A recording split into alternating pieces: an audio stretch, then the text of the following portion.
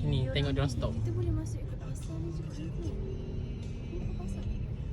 Pasar. Kita ikut jalan Pasar wave depan tu, pasar depan ni Nurul. Kita ikut wave Ni mana ada pasar dah? Boleh shortcut Kat kan? atas ni tu. Dalam ni Lepas ni pasar. Depan ni pasar. Ini kan Pasar Dengkil. Boleh je masuk ke pasar kita masuk. Boleh je, boleh. Sayur. Traffic light kan? Masuk Tuan, di masuk sini sini. traffic light depan kan? Tu traffic light Jam depan. tau. Masuk sini. Masuk sini lah. Sini boleh. Kita shortcut. Boleh. Sat kiri lah. Kali ada ni. Kiri tau. Kiri tahu syuk. Tak ada hal lah. Alah. Sebab kalau depan tu balik polis tu dia ni jam. Tak ada, kita jangan masuk sini je syuk. Sini, masuk, Masuk sini. Jam motor.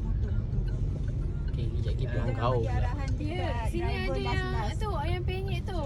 Wait, tu masuk pasar betul. Tak. Tak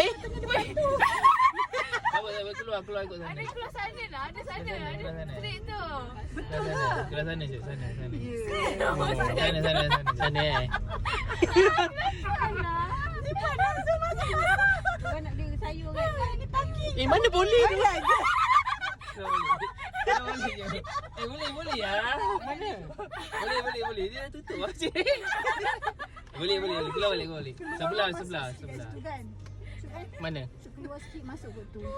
Sebenarnya ada jalan lah. Jalan. Boleh keluar ke kak pagar tu? Tak ada. Terus syuk Depan keluar. Asyuk belah depan Asyuk.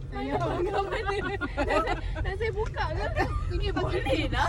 Mana? Yang tu tak boleh lalu yuk. Tak lalu, ada divider. Keluar je depan Asyuk. Keluar je. Kiri depan Keluar je sikit depan nanti. kiri depan sikit dulu. Baik. Nampak kan lah video ni.